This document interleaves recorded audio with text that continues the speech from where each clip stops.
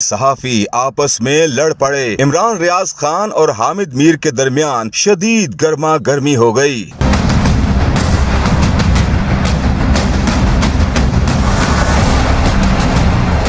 जियो से वाबस्ता सीनियर सहाफी हामिद मीर ने हल्का NH-24 चारसद्दा में इमरान खान की कामयाबी पर ऐसा तज्जिया किया कि इमरान रियाज ने अपने पेटी बंद भाई पर ही चढ़ाई कर दी।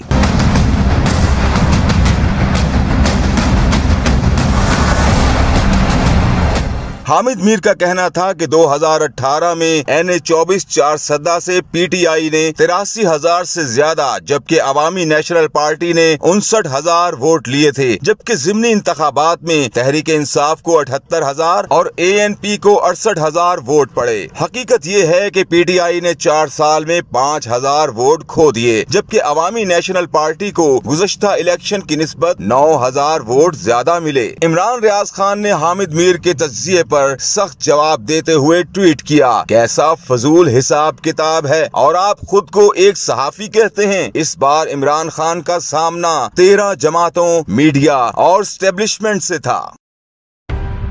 मेरा गुजर खान।